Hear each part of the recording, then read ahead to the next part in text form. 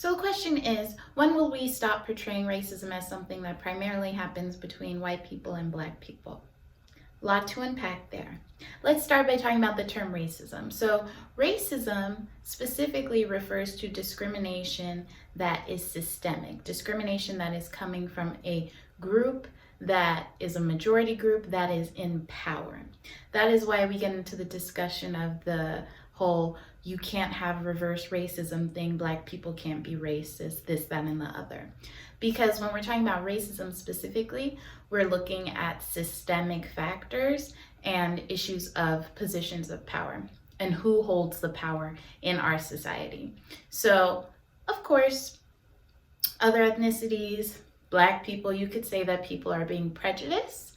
But when we're talking about race specifically, that is something that is very unique and specific to white people because of history and the way that systems are put in place to benefit white people. Specifically, I'm talking about the United States. I'm looking through the US lens. If we wanted to make things a bit broader and look at racism, prejudice on a global scale, it does complicate things.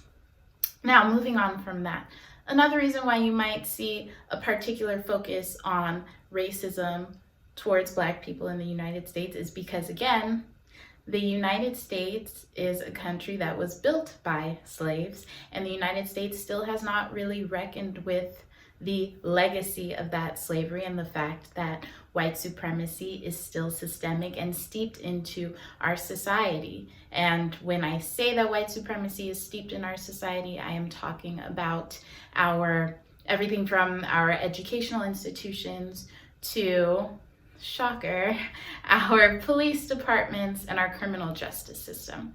So until we really reckon with that history and we have a conversation about reparations specifically, it's going to continue to come up, and it will continue to be most charged in the United States with regards to the relationship between white people and black people. Of course, Latinx people experience racism in this country.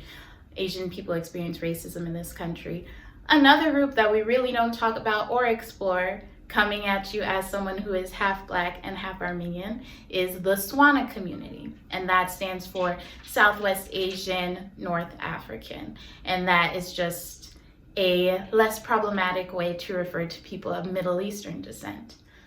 The United States just kind of lumps everyone with that identity into Caucasian, when a lot of people who are Swana, who come from a Swana background, cannot pass as white and deal with a whole other set of microaggressions, prejudice, xenophobia, all of that. So I think the root of the issue that needs to be addressed first is the way that race is categorized in the United States and the way that we group people into these boxes, and the way that we really don't take an intersectional lens to our feminism and to all sorts of discrimination that is happening in the United States.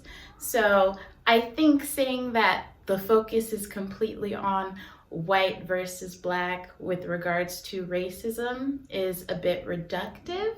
If we really break things down, you'll see that we do tend to talk about racism amongst a whole lot of groups. I hope that answered your question.